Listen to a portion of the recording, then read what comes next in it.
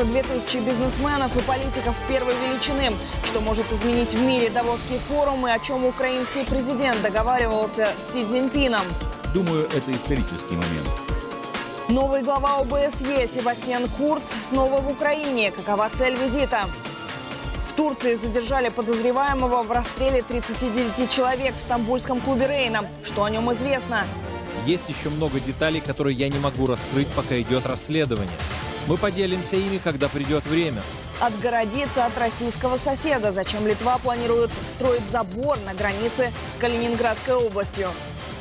И суд в Страсбурге присудил компенсацию 16 семьям из США. Закон Димы Яковлева не позволил ему усыновить сирот из России. Что намерена делать Москва? Ключевым фактором является не законодательство, а политическая воля руководства. Все о главных событиях дня. Это «Настоящее время Прага». Я Кристина Суворина. Здравствуйте. Сегодня в швейцарском городе Давос стартовал Всемирный экономический форум. Он проходит под лозунгом «Отзывчивое и ответственное лидерство». Конференцию посетят около 3000 участников из более 100 стран мира. В их числе главы государств, министры и крупные бизнесмены.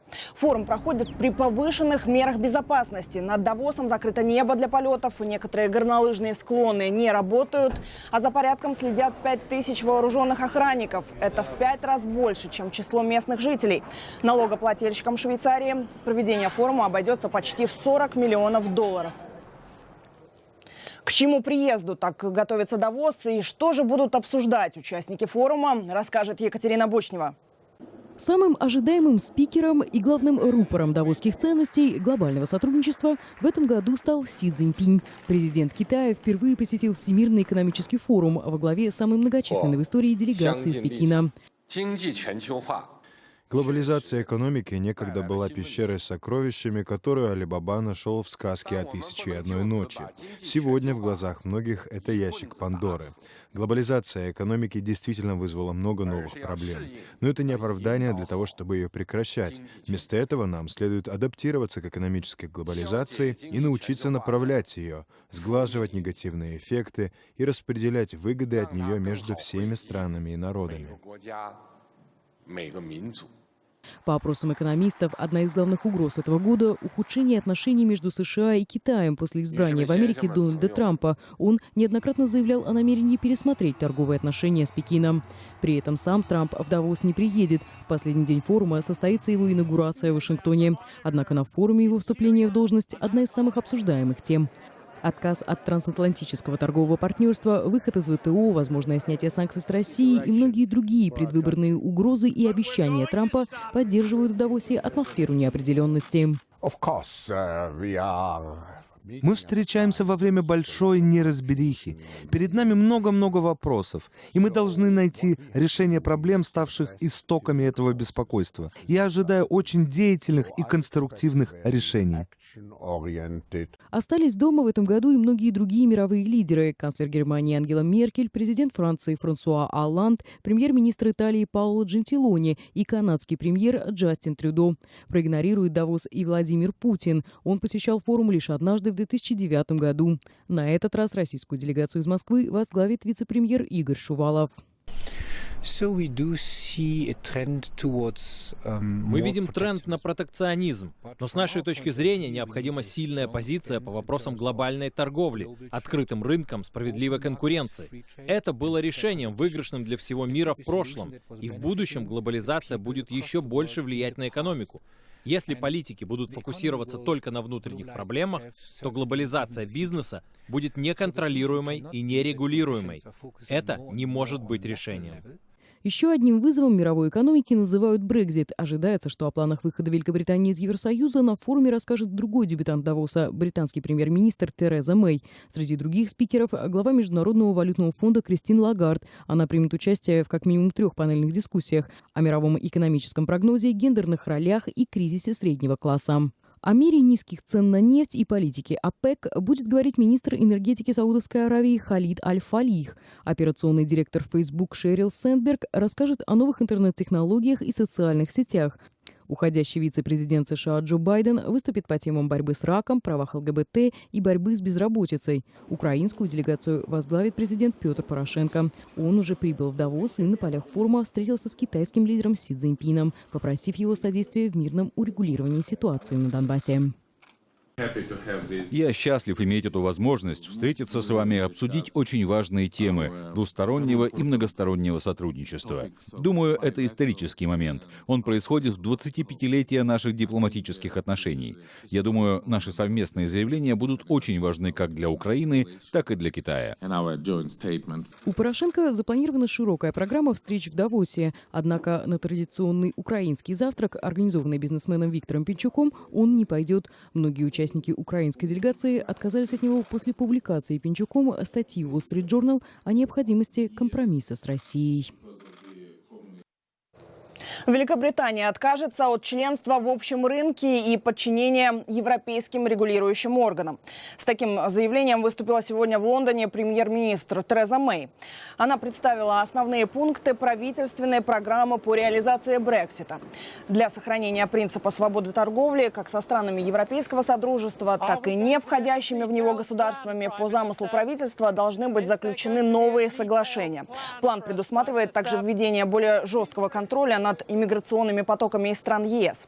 При этом Мэй заверила, что права европейских граждан, живущих в Британии, и права британцев, живущих в Европе, будут сохранены. Себастьян Курц снова прилетел в Украину. Это уже второй визит министра иностранных дел Австрии в страну в качестве нового главы ОБСЕ. Это всего за 2 недели работы на новом посту. Он встретился с Петром Порошенко и министром иностранных дел Украины. Курц говорил о необходимости усилить технические возможности миссии ОБСЕ для контроля за соблюдением режима прекращения огня, а также для фиксации фактов поставок российского вооружения. Напомню, в начале января Курц посетил Донбасс. Тогда новый глава ОБСЕ пообещал расширить деятельность миссии на Донбассе и сообщил, что Австрия выделяет дополнительные 2 миллиона евро гуманитарной помощи для жителей востока Украины. Теперь в Турцию. Задержанный по подозрению в совершении теракта в стамбульском ночном клубе Абдулагдир Машарипов признал свою вину. Он заявил, что совершил теракт от имени экстремистской группировки «Исламское государство». Машарипова, действующего под именем Абу Мухаммед Харасани, задержали в пригороде Стамбула в ходе спецоперации. Более 2 недель он скрывался в квартире у знакомого. Установить личность подозреваемого удалось благодаря показаниям таксиста, который вез его в ночь теракта из клуба. Пассажир отказался тогда заплатить водителю. Тот запомнил его лицо и район, куда отвез. А когда увидел знакомое лицо в новостях, сообщил в полицию. По информации властей, Машарипов говорит на 4 языках, в том числе на русском. Прошел подготовку в Афганистане, а в Турцию прибыл нелегально в январе 2016 года. Вместе с ним были задержаны его сообщники, мужчина и 3 женщины. При обыске в доме нашли $197 тысяч. Есть еще много деталей, которые я не могу раскрыть, пока идет расследование. Мы поделимся ими, когда придет время. Самое важное, исполнитель этого чудовищного теракта пойман. Силы, стоящие за ним, тоже будут найдены. После задержания Машарипова стамбульская полиция провела более 100 рейдов и задержала около 50 человек. Теракт в стамбульском ночном клубе «Рейна» произошел в новогоднюю ночь. Вооруженный боевик тогда открыл стрельбу из автомата. Погибли 39 человек. Американцы выиграли у России суд по делу о запрете усыновления. 45 истцов из США пожаловались на Россию в Европейский суд по правам человека. Ранее всем им отказали взять в свои семьи российских детей, хотя они уже начали оформлять необходимые документы. Отказ России обосновала так называемым законом Димы Яковлева, который запрещает усыновлять детей гражданам тех государств, где в частности легализованы однополые браки. Документ вступил в силу 4 года назад, и вот сейчас ЕСПЧ признал его неправомерным. По словам американцев, на момент принятия закона они уже успели познакомиться с сиротами, а значит, закон, по их мнению, вмешался в их частную жизнь. Свое неофициальное название документ получил в память о Дмитрии Яковлеве, годовалом мальчике, погибшем в американской семье. Фактически этот закон является ответом на американский акт Магнитского. По каждой из жалоб Европейский суд присудил компенсацию в размере $3000 и обязал Россию покрыть издержки заявителей, а это еще по $600. В этой истории интересно мнение российского судьи ЕСПЧ Дмитрия Дедова. Нарушение Конвенции о правах человека он назвал, цитата, сугубо техническими, а суммы компенсации символическими, отметив при этом, что в России есть более серьезная проблема. Общее число детей, брошенных родителями и помещенных в приюты, за последние 25 лет в России может достигать 300 тысяч. Эту проблему нельзя решить ни при помощи межгосударственного усыновления, ни с использованием политического давления. Россия сегодняшнее решение суда намерена обжаловать в Большой палате ЕСПЧ, заявили в Министерстве юстиции. Сенатор Елена Мизулина вердикт суда посчитала вмешательством во внутренние дела страны. Здесь есть и другая важная деталь. В России действует указ президента, по которому вердикты межгосударственных судов могут не исполняться. То есть, если Конституционный суд России не признает какое-то решение ЕСПЧ, то и исполнять его никто не будет. Что в этой связи ждет сегодняшний вердикт Европейского суда? Мы спросили главу Международной правозащитной организации «Агора» Павла Чикова. Ключевым фактором является не внутреннее законодательство, а политическая воля руководства. В течение 3 месяцев российские власти могут подать жалобу в Большую палату, но в 99% случаев из 100 Большая палата не принимает дело к своему рассмотрению. Вообще Большая палата заседает там довольно редко. Сам факт того, что Минюст это заявляет, говорит о том, что они понимают, что заявители будут требовать большего, а именно основной дискриминации, запрет на усыновление. Тем временем, например, могут так замечательно улучшиться отношения между Кремлем и Белым домом с его новым хозяевом, что будет пересмотрен, например, пакет различных взаимных ограничений, контрмер, санкций и так далее, которые были приняты за последние 5 лет. И последнее. Глава Совета по правам человека при президенте России Михаил Федотов поддержал решение ЕСПЧ о признании закона Димы Яковлева дискриминационным. Это «Настоящее время Прага». Главные темы далее. В Кыргызстане траур по жертвам авиакатастрофы. Самолет рухнул прямо на дома, в которых находились люди. Отгородиться от российского соседа. Зачем Литва планирует строить забор на границе с Калининградской областью? И как вернуть к жизни почти вымершую деревню под Петербургом? Активисты решили открыть заколоченные дома и растопить печи.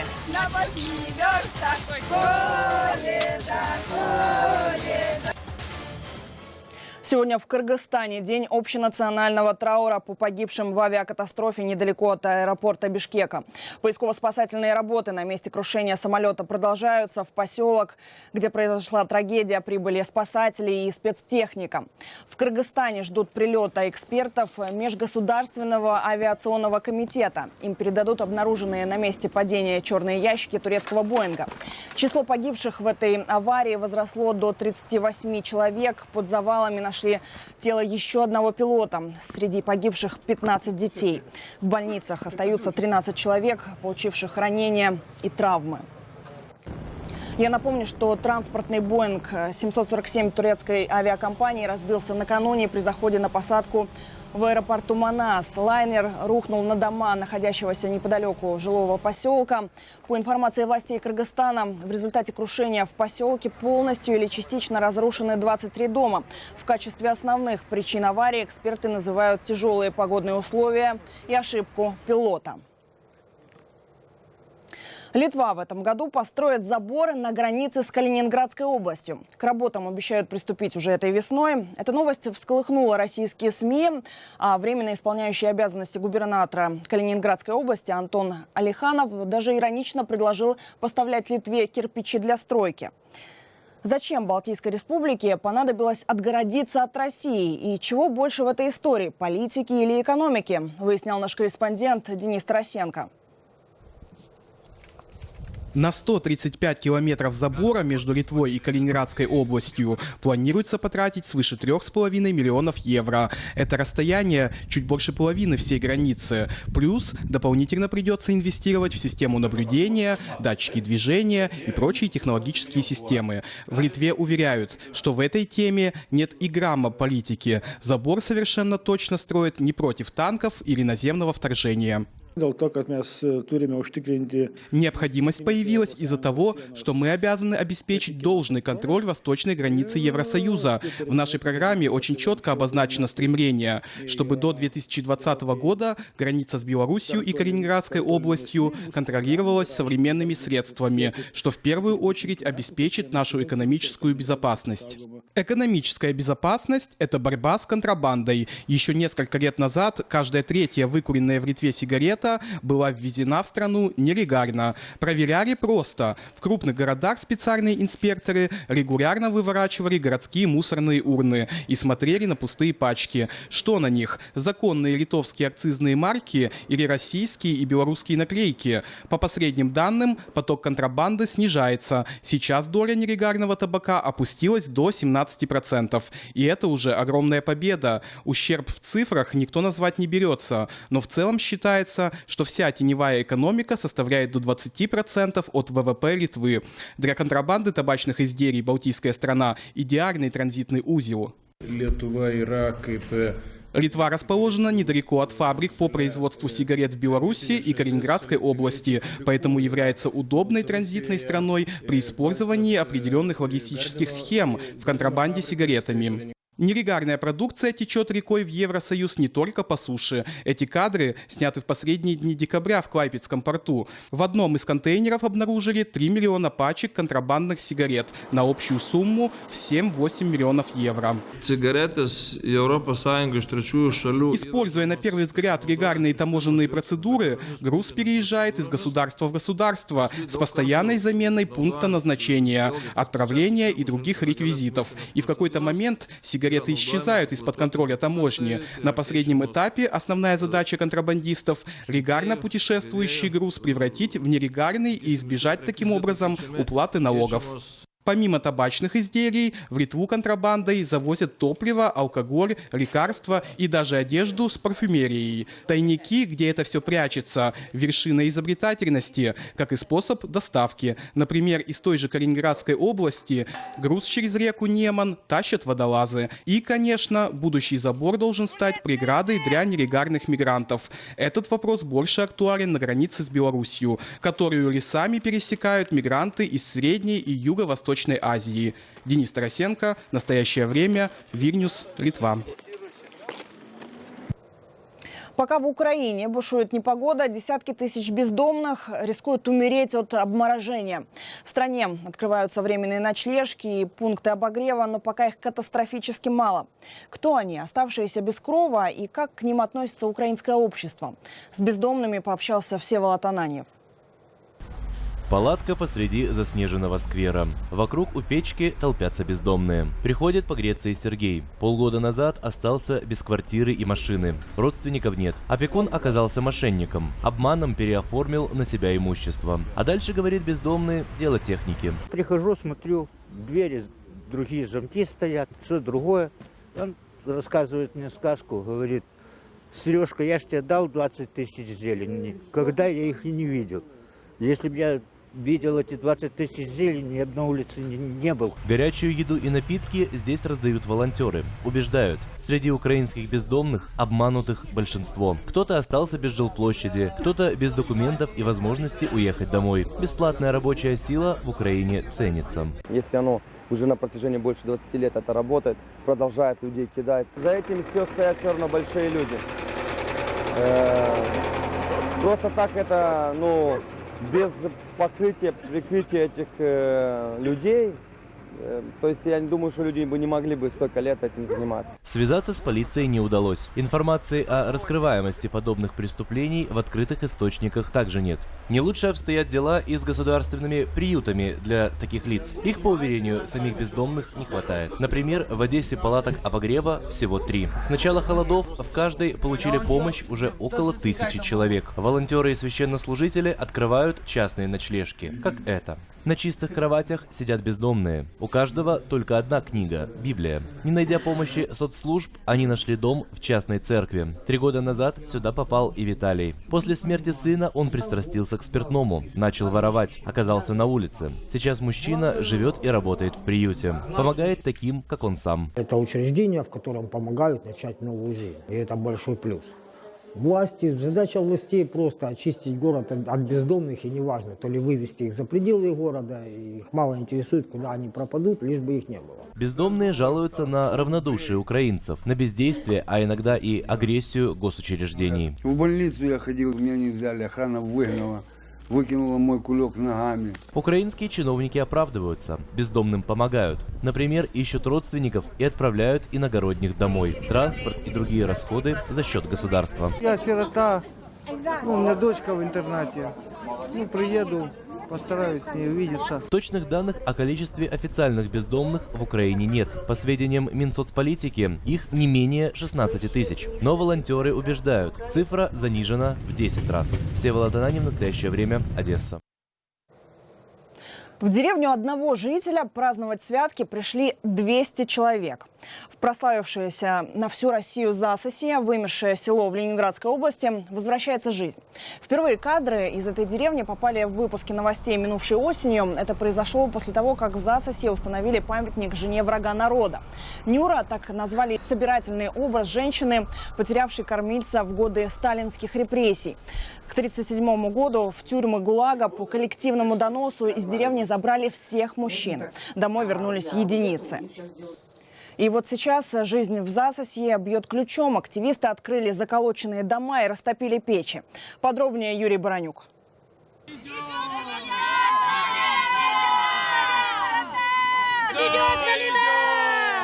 На 7 столбах, на 8 верстах, коледа. Согласно старинным преданиям, граница между мирами сейчас максимально условна. Каждый новый день незаметно прибавляет несколько световых минут, но по-прежнему хозяйка на улице – ночь.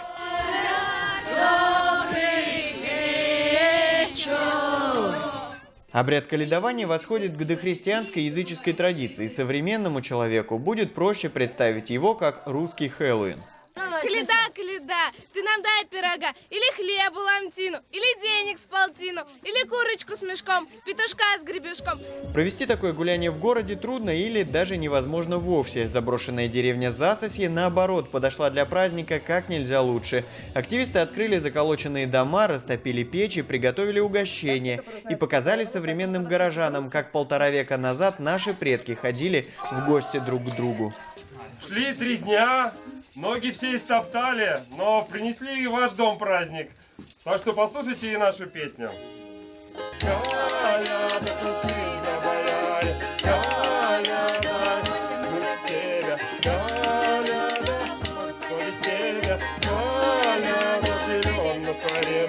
Для детей это словно путешествие на машине времени. Большинство из них не просто не знали деталей обрядов, но и даже не подозревали об их существовании.